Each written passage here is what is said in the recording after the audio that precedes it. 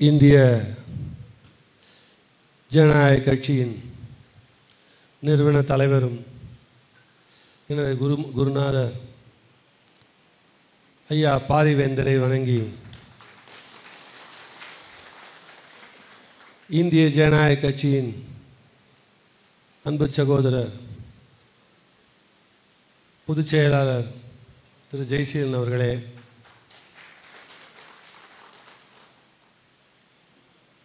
நமது கட்சியின் பொருளாளர் மாமா திரு ராஜனையா அவர்களே,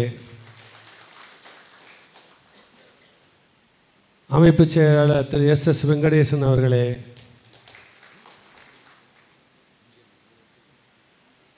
திரு ஏகேடி வரதராஜன் அவர்களே, அன்பு தம்பி துணைத் தலைவர் ஆனந்த முருகன் அவர்களே, திரு அமுதா ராஜேஸ்வரன் அவர்களே, திரு லதா அவர்களே, திரு இளவரசி அவர்களே, திரு பாலாஜி அவர்களே, இணை பொதுச் செயலாளர் திரு உதயசூரியன் அவர்களே, பிரவீன் காந்தி அவர்களே, ரவிபாபு அவர்களே, போராட்டக்குழு தலைவர் திரு சிமியோன் சேவியர் அவர்களே, இளைஞரணி ஓம் பிரகாஷ் அவர்களே, முத்தமிழ் செல்வன் அவர்களே, திரு KPN சீனிவாசன் அவர்களே, இந்த கூட்டத்திற்கு பொதுக்குழுவிற்கு வந்திருக்கின்ற என் அன்பு சகோதர சகோதரிகளே, ஒவ்வொரு பொறுப்பாளர்களுக்கும் எனது முதற்கண் வணக்கத்தை தெரிவித்துக் கொள்கின்றேன். இந்திய ஜனநாயக கட்சியின் வரலாற்றை ரொம்ப சிறப்பாக எப்படி துவங்கினதுலேருந்து இந்த கூட்டம் எப்படி நடந்து கொண்டிருக்கிறது, இதன் வளர்ச்சி பாதை நமது பொதுச் செயலாளர் சிறப்பாக எடுத்து சொன்னார். அதெல்லாம் எதுக்காகன்னா, நம்மளுடைய எண்ண அலைகளை ஓட்டி பார்க்கும்போது இத்தனை சாதனைகள் செய்திருக்கின்றோம். அப்போது இந்த சாதனையை முறியடிக்கின்ற வகையிலே நாம் மேல் நோக்கி செல்ல வேண்டும் என்பதற்கு உங்களுக்கு உணர்த்தி காட்டினார். உண்மையிலே அது ஒரு ஞாபகப்படுத்துகிற செயலை தான் நான் பார்க்குறேன். அப்படி இருக்கின்ற காலத்தில் நம்ம சிந்திச்சு பார்க்கணும். இது பியூர்லி நம்மளுடைய அட்மினிஸ்ட்ரேட்டிவ் கூட்டம், பொறுப்பாளர்கள் கூட்டம். ஒரு கட்சிங்கிறதுக்கும் கம்பெனிங்கிறதுக்கும் பெரிய வித்தியாசம்லாம் கிடையாது. அந்த கம்பெனியில் ஒரு தலைமை முதல் நிர்வாகி வரை கட்டுக்கோப்பாக இருந்தாங்கன்னா, நேர்மையாக இருந்தார்கள் என்றால் அந்த கம்பெனி சரியாக விளங்கிடும். அதே மாதிரி கட்சியை பொறுத்தவரை இதெல்லாம் மேலே இருக்கிறவங்க 20 பேர் 30 பேர் இருந்தாலும் கீழே உள்ளவர்கள் எல்லாம் கூட்டினீங்கன்னா அப்ராக்சிமேட்டாக ஒரு 4000 பேர் தான் இருப்போம். அந்த 4000 பேருக்குள்ளே ஒரு ஒத்துமை இருந்தால் இந்த 7 கோடி மக்களை நம் பக்கம் திருப்ப முடியும். அதற்கு நாம் என்ன செய்ய வேண்டும்? இந்திய ஜனநாயக கட்சி பிறந்து விட்டது, 14 ஆண்டுகள் ஆகிவிட்டது. இன்னைக்கு எனக்கு தெரிஞ்ச அளவில் சொல்கிறேன், இந்திய ஜனநாயக கட்சி மற்ற மாநிலங்களிலும் கால் ஊன்ற ஆரம்பித்து விட்டது. ஒரு துவக்கம் தான் எல்லாத்துக்கும். நாம் ஏதோ ஒரு தொழில் ஆரம்பிக்கிற மாதிரி ஒரு 10 ரூபா முதலீடு போட்டு நாளைக்கு அதை வளர்த்துக்கிட்டு போகிற மாதிரி நம்ம ஒரு கடகடன் செய்ய முடியாது. ஏன்னா நம்ம நினைக்கிறது என்னென்னா, பொருளீட்டு அல்ல, பணம் சம்பாதிக்கல்ல, சொத்து சேர்க்கறதுக்கு வரல, மனிதர்களின் உள்ளங்களில் இடம் பிடிக்க நினைக்கின்றோம். அப்படி இருக்கும்போது அது சாதாரண விஷயம் கிடையாது. ஏன்னா மக்கள் குழம்பி போயிருக்கிறாங்க. திராவிட கட்சிகள் இன்னைக்கு கிட்டத்தட்ட 40 ஆண்டுக்கு மேலே என்ன பண்ணிட்டாங்கன்னா, அது அவங்களும் குழம்பி போய் மக்களையும் குழப்பி நம்ம என்ன பண்ணுறோன்னு தெரியல. இப்போ அவங்களுக்கு என்ன மனநிலைன்னா, உண்மையிலே நான் பார்த்து திராவிட கட்சிகளை பார்த்து பரிதாபப்படுகிறேன். மக்களை பார்த்தும் பரிதாபப்படுறேன். காரணம் என்னன்னா, ஏதோ அரசியலுக்கு வந்துட்டோம், பதவிக்கு வரணும், அரசியலையும் பணத்தையும் சேர்த்துக்கணும். அந்த காலத்தில் காங்கிரஸ் கட்சி இருந்தவங்க வந்து என்ன பண்ணாங்கன்னா, கொஞ்சம் மேலே இருந்தபோது நல்லா தான் பண்ணாங்க. இந்த காலத்து காங்கிரஸை பற்றி நான் பேச வரல, அன்றைய காங்கிரஸை பற்றி சொல்கிறேன். மக்களில் மேலே போனவனே யாரையும் கீழே இருக்கிறவனை பார்த்தா மதிக்கிறது இல்லை. அதை பயன்படுத்தி வந்தது தான் திராவிட கட்சிகள். அப்போ திராவிட கட்சிகள் வந்து என்ன பண்ணாங்க, முழு நேர அரசியல்னு ஒன்று கற்றுக் கொடுத்தாங்க. முழு நேர அரசியல்னா காலையில் எழுந்திரிச்சு பல்லு விளக்க ஆரம்பிக்கும் போது அரசியல் துவங்கிடுச்சு, வீட்டில் போய் படுக்கிற வரைக்கும் அரசியல் தான். அந்த அரசியலுக்கு வந்து கொஞ்சம் கொஞ்சமாக தன்னைத்தானே இழந்து மக்களையும் குழம்பி தானும் குழம்பி இன்றைக்கி பரிதாபமாக பல அமைச்சர்கள் ஜெயிலில் இருக்காங்க. தேவையா இது? தேவையில்லை. அது மட்டுமா, இன்னைக்கு திட்டங்கள் போடுறாங்களா? என்ன திட்டம் போடுறாங்க? ஒரு நாட்டுக்கு தேவையான திட்டங்களை போடுகின்ற அரசாங்கம் என்று இருக்கிறதா? இல்லை. நான் ஏதோ வந்த 19 நான் வந்து யார் மேலேயும் கம்ப்ளைண்ட் பண்ணல. இன்னைக்கு தமிழகத்தின் வருமானம் என்ன, இந்தியாவின் வருமானம் என்ன, அந்த வருமானத்தை எப்படி செலவழிக்கின்றோம், அதுக்கு சிந்திக்கின்ற நேரமே கிடையாது அவங்களுக்கு. ஏன் நேரம் இல்லைன்னா, எப்படி எந்த ஸ்கீம் போட்டால் எதில் என்ன பர்சன்டேஜ் வருது, அந்த பர்சன்டேஜில் ஒரு பக்கம் பர்சன்டேஜுக்கு ஆசைப்படுறாங்க, இன்னொரு பக்கம் மக்களுக்கு இலவசங்கிறாங்க. ரெண்டையும் செய்யறதுலேயே இந்த எண்ணம் போத ஒழிஞ்சு இன்னைக்கு இந்த வெள்ளம் வந்ததில்ல, தூத்துக்குடி, நாகர்கோவில், சென்னை, தமிழகம் எங்கும் வெள்ளத்தில் தத்தளிச்சோம்ல, இதற்கு காரணம் மக்களும் இந்த அரசாங்கம் தான். அது காரணம் ஏன்னா அவங்களுக்கு அந்த கான்சென்ட்ரேட் பண்ணக்கூடிய எண்ணமும் அதுக்கு நேரமும் இல்லை. ஏன்னா நமக்கு வாய்ப்புங்கிறது மக்களுக்கு தனி ஒருவன் செய்ய முடியாததை செய்வதற்குத்தான் அரசாங்கம். பொதுவெளியில் ஒரு ரோடு போடணும், ஒரு ஆறு வந்து அகலப்படுத்தணும், ஒரு குளம் வெட்டணும், அந்த குளத்துக்கோ எப்படியாவது தண்ணி கொண்டு வந்து ஒன்றும் இல்லை. அன்றைக்கி நெப்போலியன், பழைய நடிகர் நெப்போலியன் அவர்கள் ஒரு யூடியூப் இன்டர்வியூ கொடுத்துருக்காரு. இங்கே திருச்சி சேர்ந்தவர் தான். அவர் இங்கேருந்து போய் அமெரிக்காவில் பல ஏக்கர் நிலம் வாங்கி அந்த நிலத்துக்குள்ளே சொந்தத்தில் 3-4 ஏக்கர், கிட்டத்தட்ட 200 ஏக்கர் வாங்கினார்னு நினைக்கிறேன். அதில் ஒரு 3-4 ஏக்கர் வந்து குளம் வெட்டி தண்ணி சேர்த்துட்டு விவசாயம் பண்ணிக்கிட்டு இருக்கிறார். அப்போது ஒரு தனிமையிலும் அவங்களால அங்கே போய் பண்ண முடியுது. இங்கே நமக்கு என்னென்னா, இருக்கிற குளத்துக்கு போகிற தண்ணியவே அடைச்சிடுறோம், ஏரிக்கு போகிற தண்ணியை அடைச்சிடுறோம், வாய்க்காலை மூடிடுறோம். அப்புறம் தண்ணி வரும்போது மட்டும் தண்ணி வந்துருச்சு, நிவாரண பொருட்கள் அழிஞ்சு போச்சு, வீட்டுக்குள்ளே தண்ணி வந்துருச்சுன்னா எப்படி வராமல் இருக்கும்? இதை மக்கள்கிட்ட இந்த திராவிட கட்சிகள் எடுத்துகிட்டு போகிறதுக்கு பயப்படுறாங்க. என்ன காரணம்னா, ஓட் பேங்க்ன்றது அவங்க தான். அந்த ஓட் பேங்க்கை வந்து நம்ம எப்படி வந்து கேபிட்டலைஸ் பண்ணிக்கிறது? நீ வறுமையிலேயே இரு, நான் மேலேயே இருக்கிறேன். இதுதான் உண்மையான யதார்த்தம். அப்போது இன்றைக்கு இந்த இடத்தை நிரப்புவதற்கு இந்திய ஜனநாயக கட்சி தவிர எந்த கட்சியும் கிடையாதுன்னு நான் சொல்லுவேன். இதுவரை இந்த 14 ஆண்டுகளிலே இந்திய ஜனநாயக கட்சியோட ஒரு உறுப்பினராவது மக்கள் பணத்தை தொட்டிருப்பாரா? இல்லை. எல்லாம் அவங்க காசை போட்டு செலவழித்து கூட்டம் நடத்தி மக்களுக்காக வேலை செய்கிற ஐயா பாரிவேந்தர் எப்படி இருக்கிறாரோ, ஒரு தலைவன் எவ்வழி, தொண்டன் எவ்வழி, எல்லாருமே நம்ம வந்து கிளீனான எண்ணம், நமக்கு வந்து தெளிவாக இருக்கிறோம். யாராவது இன்றைக்கி இந்திய ஜனநாயக கட்சியில் இல்லை சார் நான் வந்துட்டேன், நம்ம பொதுச்செயலாளர் சொன்ன மாதிரி நான் ஒரு வார்டு கவுன்சிலர் ஆகிட்டேன் சார், இந்த வாட்டி ஆகிட்டேன்னா எனக்கு வந்து என்கிட்ட பாருங்கள், இப்போ ஒன்றும் இல்லை, ஒரு 3 கோடி ரூபா செலவு பண்ணி வார்டு கவுன்சிலர் ஆகிட்டுனா அடுத்து 5 வருஷத்தில் ஒரு 20-25 கோடி, அதுக்கப்புறம் முடிஞ்சால் ஒரு 100 கோடிக்கு சொத்து சேர்த்துருவேன். அப்புறம் நான் ஒரு எம்எல்ஏ ஆகி 30 கோடிக்கு செலவு பண்ணேன்னா அது ஒரு அப்படி கணக்கு போட்டு ஒரு 2000 கோடி, அப்புறம் மந்திரி ஆகிட்டேன்னா இப்படி ஒரு கோடி கணக்கில் இந்திய ஜனநாயக கட்சியோட தொண்டன் யாருமே அந்த எண்ணத்தில் இல்லை.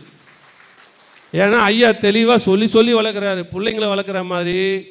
என்னுடைய தொண்டன், என்னுடைய கட்சிக்காரர்கள் எங்கே இருக்கிறாங்க?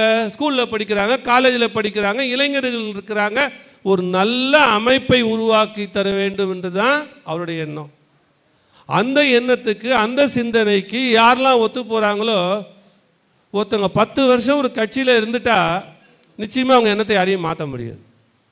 அப்போ அந்த மாதிரி நல்ல எண்ணம் கொண்டவர்களால் மட்டும்தான் இந்த இந்திய ஜனநாயக கட்சி வளர்ந்துக்கிட்டு வருது. அன்னைக்கு சொன்னார், ஐயா சொன்னார், விவேகானந்தர் சொன்னார், 14 பேர்களை கொடுங்கள், நான் இந்த நாட்டையே மாற்றி காடுகிறேன்னு. இன்னைக்கு உங்களை நம்பி 40,000 பேர் உங்கள்கிட்ட டைரெக்டாக இருக்கிறாங்க ஐயா கிட்ட. ஐயா ஒரு வார்த்தை சொன்னால் போதும். நான் கிட்டத்தட்ட இந்த 40,000 பேருன்றது வந்து ஒரு உத்தியாசமான இதில் சொல்கிறேன். இன்றைக்கி அவ்வளோ பேர் நான் இன்றைக்கி தமிழகத்தில் எங்கு சென்றாலும் எந்த மூலையில் சென்றாலும் என்னை பார்த்தவுடன் முன்னாடி அது என்ன எனக்கு தெரியல, எஸ்ஆர்எம்னு எல்லாருக்கும் தெரியும். ஆனால் இப்போ பார்த்தா ஐஜேகேன்றதை உறுதிப்படுத்துகிற மாதிரி ரோடில் வழியில் செல்கின்ற ஒவ்வொரு தொழிலாளியும் வணக்கம் வைக்கின்றார். அது எனக்கு கொடுக்குற மரியாதை இல்லை, ஐயா கொடுக்குற மரியாதை. அப்போ நம்ம கட்சி வளர்ந்திருக்கிறது, வளர்ந்து கொண்டிருக்கிறது. அப்போ இங்கே என்ன நமக்கு வந்து குறை அப்படின்னு பார்த்தோம்னா, மக்களுக்கு இன்னும் புரியவில்லை. ஒன்றும் இல்லை, விஜய் அரசியலுக்கு வரேன்னாரு. நான் விஜயை குறை சொல்லவோ ரஜினிகாந்த் அவர்களை குறை சொல்லவோ வரல. ரஜினிகாந்தும் சொன்னார் அரசியலுக்கு வரேன்னு. கடைசியில் பாவம் அவருடைய உடல்நிலை காரணமாக வரலன்னு பல இடங்களில் பேட்டி கொடுத்தாரு. அரசியலுக்கு வருவது என்பது எளிதல்ல. விஜய் என்ன பண்ணுறாரு, கட்சி துவங்க போகிறேன் இல்லை துவங்கிட்டு இருக்கிறேன்னு ஒரு சின்ன அப்படியே ஒன்றும் இல்லை, அவங்க கட்சி அவங்க ரசிகர் மன்றத்தை கூப்பிட்டு நோட்புக்கு தான் கொடுத்தாரு. அதை இந்த தொலைக்காட்சிகளும் பேப்பரும் அடேங்கப்பா விஜய் நின்றுட்டாரு, எழுந்து நின்றுட்டாரு, அங்கே நடந்துட்டார், அந்த பக்கம் வந்தார், அந்த பக்கம் நோட்புக்கெல்லாம் ரெடி பண்ணிட்டாரு, அங்கங்கே கொடுத்தாரு. இன்னைக்கு 1,00,000 மாணவர்களை படிக்க வைத்துக் கொண்டிருக்கிறார் டாக்டர் பாரிவேந்தர். நான் விஜய் ரசிங்க, நான் வேண்டான்னு சொல்ல, விஜய் ரசிக்கட்டும். ஏன் இந்த மீடியாக்களுமே அப்படித்தான் இருக்குது. இவங்க நம்ம நினைக்கிறோம் ஏதோ படிக்காதவர்கள் மட்டும்தான் தவறு செய்கிறார்கள் என்று. இல்லை, படித்தவர்களும் தவறு செய்கிறார்கள். நான் விஜயை கூட சொல்ல இதில் எதுக்குன்னா, நம்மளுக்கு எந்த காரணம், இந்திய ஜனநாயக கட்சி இருக்குது, நல்ல கட்சி நடத்துகிறாங்க. ஐயா போன்றவர்கள் இந்த கட்சி ஐயா துவங்கினதே இந்த காரணத்துக்காக தான் சொல்கிறாரு.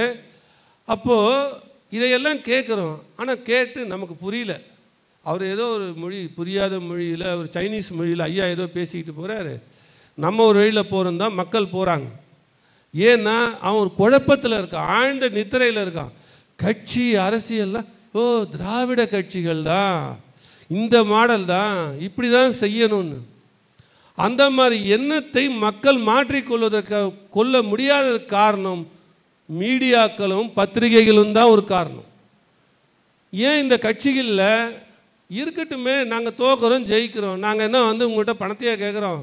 நம்ம போடுற ஓட்டில் இன்றைக்கி ஒரு மனிதனோட ஓட்டில் வந்து 500 ஓட்டு 1000 ஓட்டில் ஜெயிச்சு மந்திரி ஆனவங்க எத்தனையோ பேர். அது நமக்கு ஓட்டு போடுறவங்களுக்கும் சரி போடுவோம். இதில் என்ன இருக்குது, நான் ஓட்டு போடும்போது ஜெயிக்கிற கட்சிக்கு தான் ஓட்டு போடணும், இவ்வளோ பணம் செலவு பண்ணுறவங்க தான் ஓட்டு போடணும். அப்புறம் எப்படி நீ வந்து டெத் சர்டிஃபிகேட் ஃப்ரீயாக வாங்க முடியும்? இல்லைனா ஸ்கூலில் அட்மிஷன் எப்படி ஃப்ரீயாக வாங்க முடியும்? கேந்திர வித்யாலயாவில் போய் ஜாயின் பண்ணணுன்னா எனக்கு 10,000 கொடு, ஏன்னா அவன் அதில் இன்வெஸ்ட் பண்ணியிருக்கான். தொலைக்காட்சிகளும் அப்படி தான் இருக்குது. தொலைக்காட்சிகள் பார்த்தீங்கன்னா யார் பக்கம் நமக்கு ஃபேவராக பேசினா அதை வந்து நமக்கு பெட்டராக இருக்கும். உண்மையை எடுத்து சொல்கிறது தொலைக்காட்சியெல்லாம் கிடையாது. இன்றைக்கி மக்கள்கிட்ட எடுத்துகிட்டு போய் சேர்க்கறத இவங்க வந்து சரியில்லைன்றதை விட சரியாக சொல்ல முன்படலை. இப்போ ஒரு கூட்டம் நடக்குது, ஏன் நீங்கள் அதை விஜய் செய்ததை வேந்தர் செய்கின்ற போது அதை எடுத்து காட்டுங்களேன். நமக்கு காட்டுறதுக்கு இத்தனை நம்மக்கிட்ட 5 தொலைக்காட்சி இருக்குது, நமக்கு தொலைக்காட்சியே முன் வரல.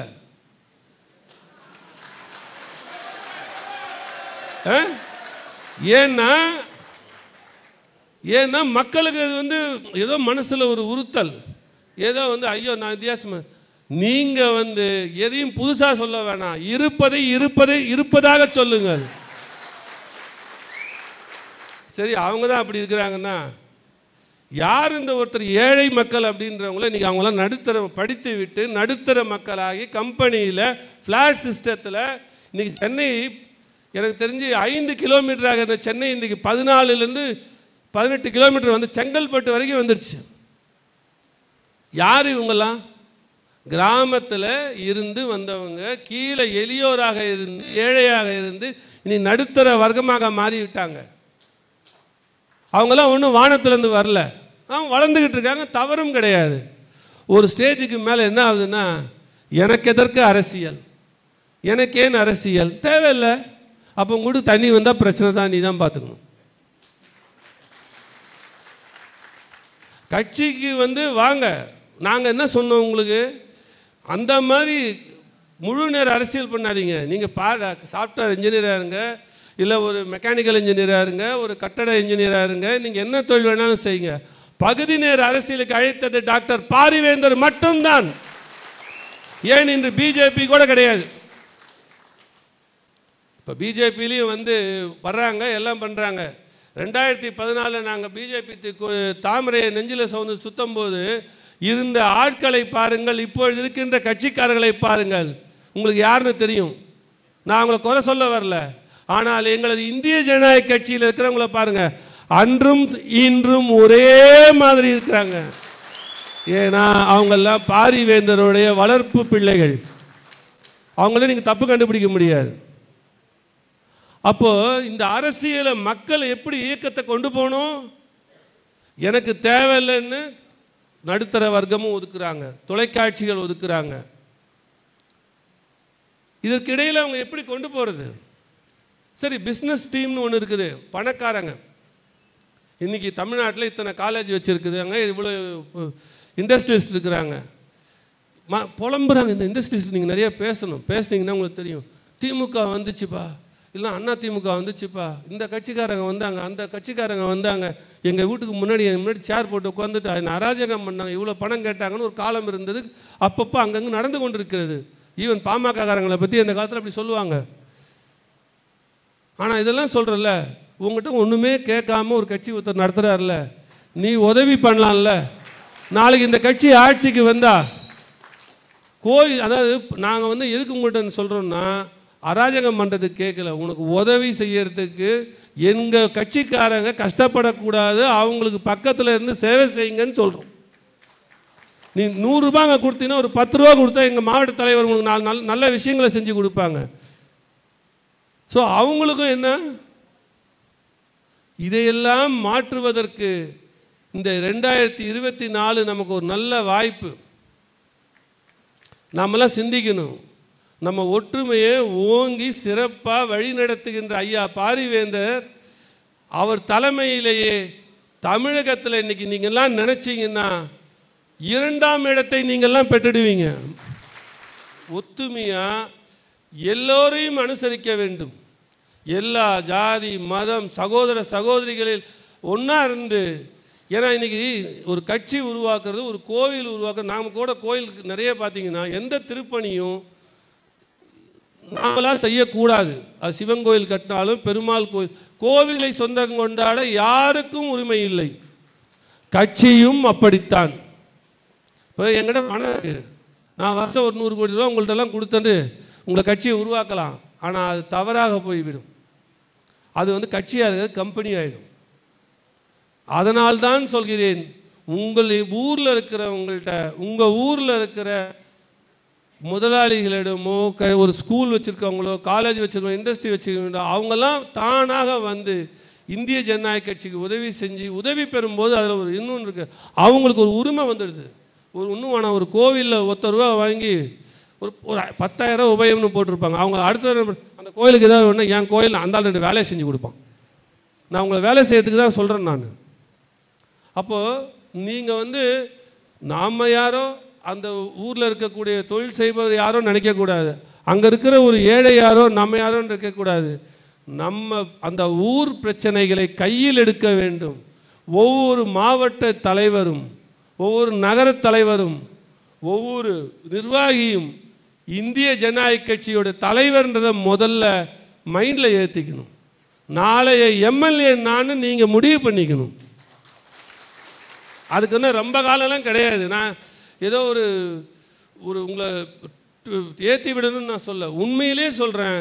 நம்ம ஒன்றுபட்டால் 24, 26 18 எம்எல்ஏலேருந்து 20 எம்எல்ஏக்களை எடுப்பது உறுதி. அதற்கு நாம் செய்ய வேண்டியது எல்லோருடைய அன்பையும் பெறணும். பாரிவேந்தர் ஐயா கட்சித்துவங்களோட நோக்கத்தை மக்கள்கிட்ட கொண்டு போய் சேர்க்கணும். அது சேர்க்கறது எப்படி சேர்க்கணும்னா, நமக்கு இன்றைக்கி தேவையான இந்த அரசியல் சூழ்நிலையில் அவங்க குழம்பி இருக்கிற நேரத்தில் இல்லை நீங்கள் பார்க்குறது கட்சி. அதில் இன்னொன்று மெயினாக சொல்லலாம். இப்போது 25 வயசுக்கு முன்னாடி இருக்கிறவங்க முழுசாக பண்ணால் கூட காலேஜ் முடிச்சுட்டு பார்ட் டைமில் வந்து பண்ணால் பரவாயில்ல. 55 வயசுக்கு மேலே இருக்கிறவங்க பண்ணால் நடுத்தர வர்க்கத்தில் பிஸ்னஸை தன்னோட ஐயா சொல்லுவாங்க எப்பவுமே, என்னுடைய ஆளுங்க வந்து கெட்டு போயிட்டேன்னு சொல்லக்கூடாது. பொது சேவை முக்கியம், உங்கள் குடும்பத்தை பார்ப்பதும் முக்கியம். அதை பார்த்துக்கிட்டு அதை சிறப்பாக செஞ்சுக்கிட்டு மற்ற வேலையை நீங்கள் செய்யணும். அதனால தான் சொல்கிறேன், நீங்கள் பக்காவாக இந்த வாட்டி ஒர்க் பண்ணிங்கன்னா 2024 ஐயா சொன்னாங்க 3 சீட்டுன்னு. அவங்க கேட்டது, அவங்க சொன்னது 3. நீங்கள் இந்த மாநாடு ஒன்று ஐயா சொல்கிறாங்க, தேசம் காப்போம் தமிழை வளர்ப்போம்,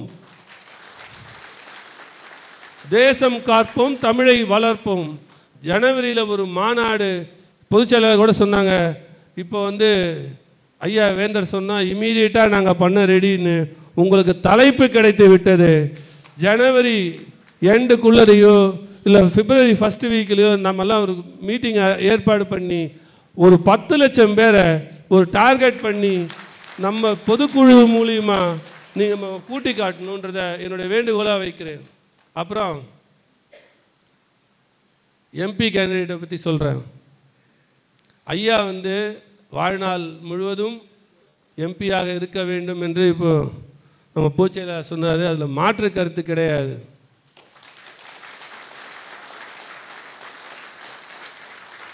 உங்களின் சார்பாக பொதுச் செயலாளரும் எம்பிக்கு நிற்கணும்னு சொல்லி நான் வந்து கேட்குறேன். எதற்கு என்றால், ஏதோ உண்மையிலே எல்லாம் நினைப்பீங்க, ஏன்னா இவன் முதல்ல வேந்தரை சொல்கிறான், அப்போ இவர் நிற்க சொன்ன மாமா சொன்னாங்க தம்பி நிற்கணும்னு. எனக்கு வயசு இருக்குங்க.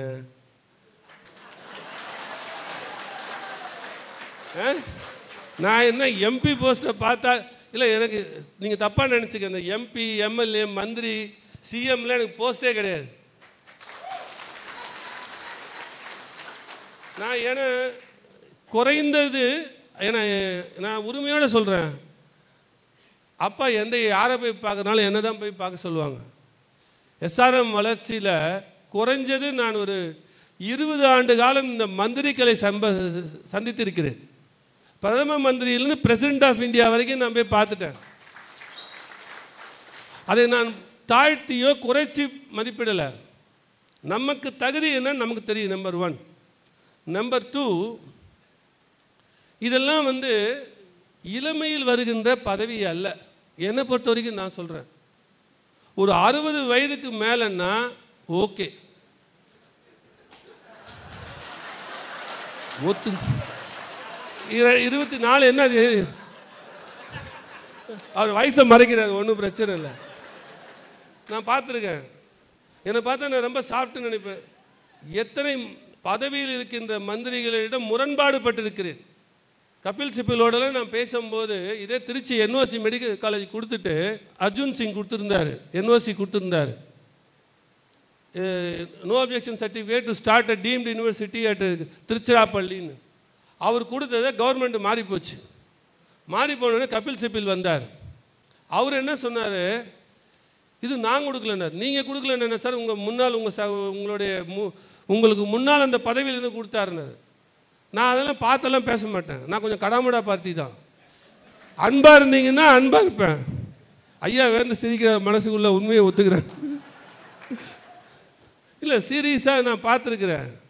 எத்தனை மந்திரிகளையும் பழகியிருக்கிறேன், சிஎம்மோட பழகியிருக்கிறேன். எனக்கு அதில் வந்து ஒரு பெரிய ஈடுபாடில், அது ஒரு சிறைச்சாலை.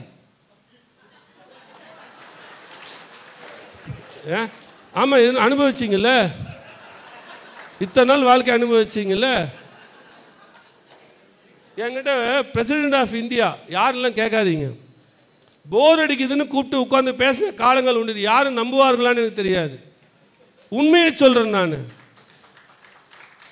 அவ்வளோ பெரிய மாளிகையில் 100க்கும் மேற்பட்ட ரூமில் உள்ள எல்லாம் செக்யூரிட்டி கார்டு போட்டுட்டு உள்ள யாரும் அனுமதி கிடையாது. அது எப்படி அந்த வாய்ப்புனா, எனக்கு வேண்டிய ஒரு டாக்டர், அவருக்கு பர்சனல் டாக்டர் கூட்டிகிட்டு போய் உட்கார வச்சு பேசிகிட்டு இருந்தார். அப்போ இன்னைக்கு அந்த ஏஜ் நமக்கு இன்னும் வேலை செய்கின்ற வயது எனக்கு இருக்கிறது, உழைக்கின்ற வயது இருக்கிறது. நான் ஏன் தேவையில்லாமல் எம்பி ஆகி மினிஸ்டர் ஆகி அப்புறமா நாளைக்கு அதில் கொள்ளடிச்சிட்டேன்னு எனக்கு தேவையான பேரா இது?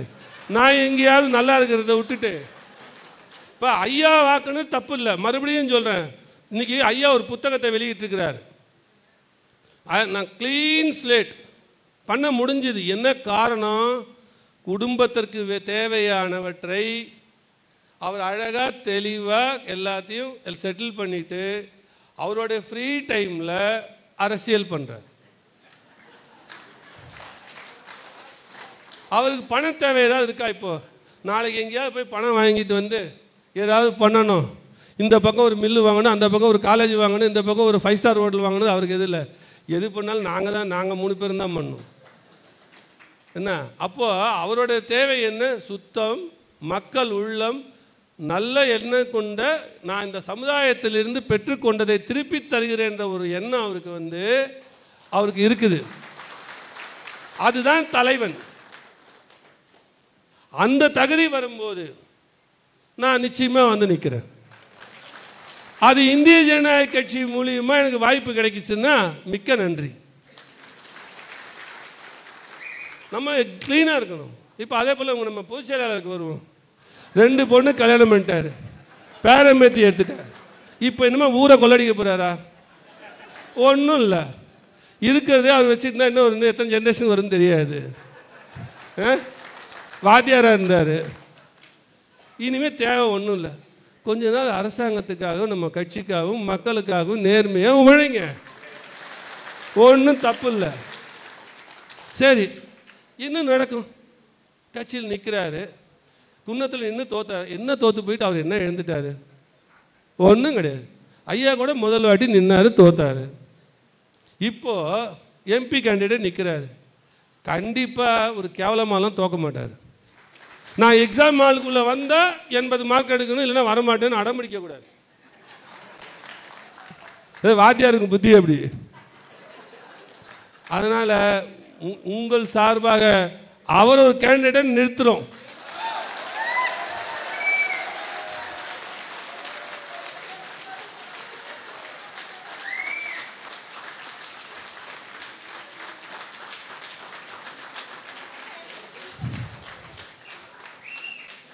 ஏன்னா இதெல்லாம் அவங்க பொறுப்பு. 13 வருஷம் அந்த கட்சியில் இருந்திருக்காரு. 14 ஆண்டுகளில் முதல் நாள்லேருந்து கையெழுத்து போட்டிருக்காரு. அப்புறம் சீனியாரிட்டி பேர் அவர் தானே வரணும். என்னை கொண்டு போய் முன்னாடி நிறுத்தினா உங்களால் முடியல. நீங்கள் கட்சிக்கு நேர்மை இல்லை, உண்மை இல்லை. கரெக்ட். நீங்கள்லாம் ஒரு 20 எம்பி எடுங்க, என்னை ராஜ்யசபாவில் அனுப்புங்க, நான் போகிறேன்.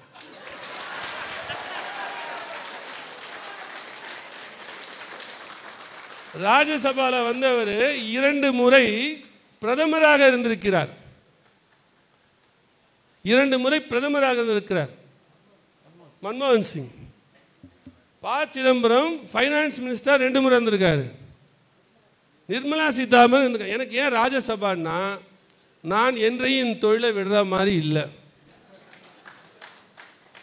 ஏன்னா அது என்னதான் இருந்தாலும் ஒரு மகுடம் மாதிரி தான். தொழிலுங்கிறது பர்மனெண்ட்டாக எனக்கு கடைசி வரைக்கும் வரணும்னு என் மனசில் ஆசை.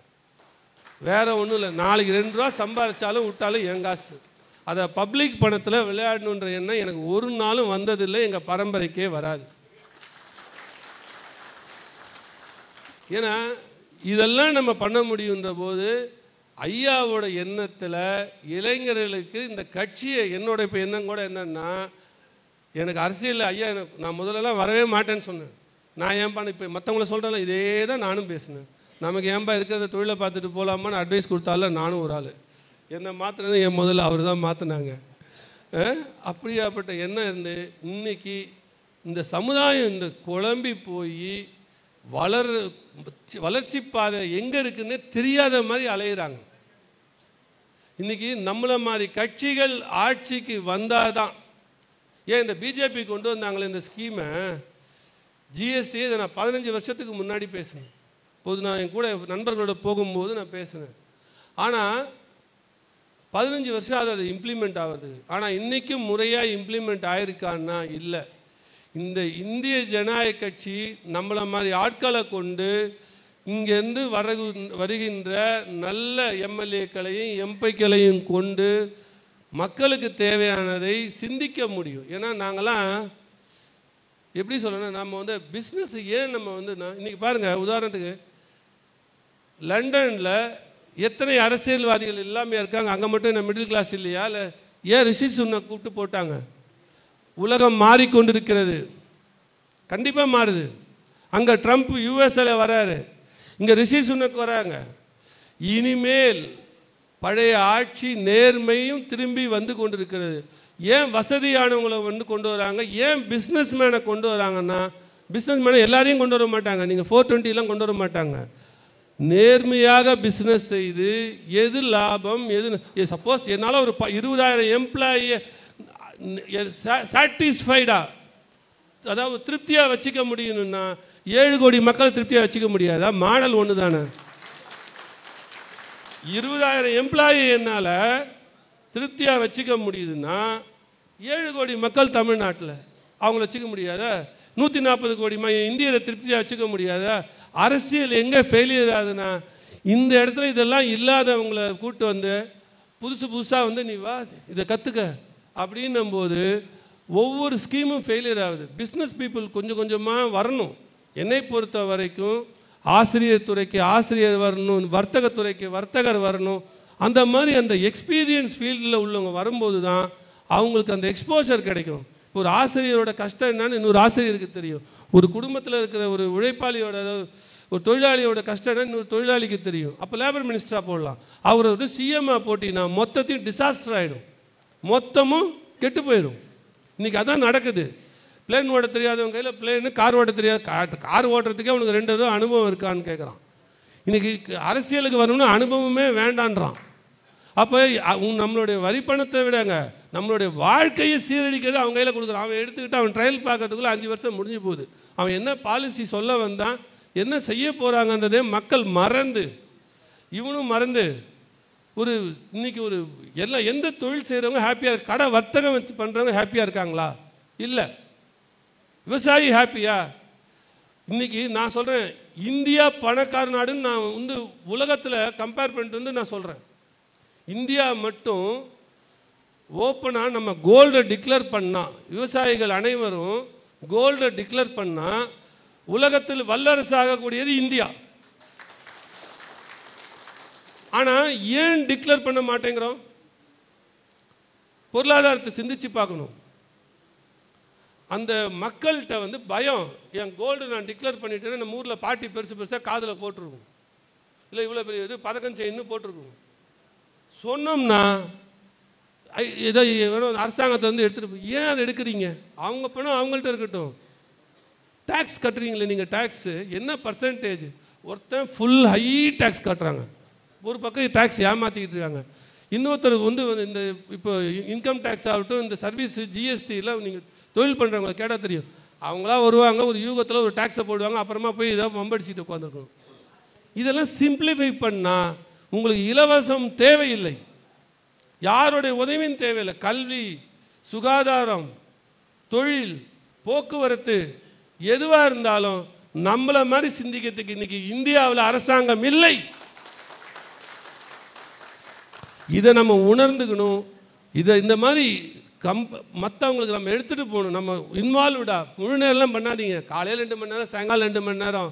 இதுக்கு தகுந்த மாதிரி நீங்கள் போனீங்கன்னா நம்ம இந்திய ஜனநாயக கட்சி இந்தியாவை கண்டிப்பாக ஒரு காலத்தில் ஆளும் என்பதில் ஐயமில்லை. ஐயாவோட கனவு வெற்றி பெறும் என்று சொல்லி உங்களுடைய உரையாற்றத்துக்கு நன்றி கூடி விடைபெறுகிறேன். நன்றி, வணக்கம்.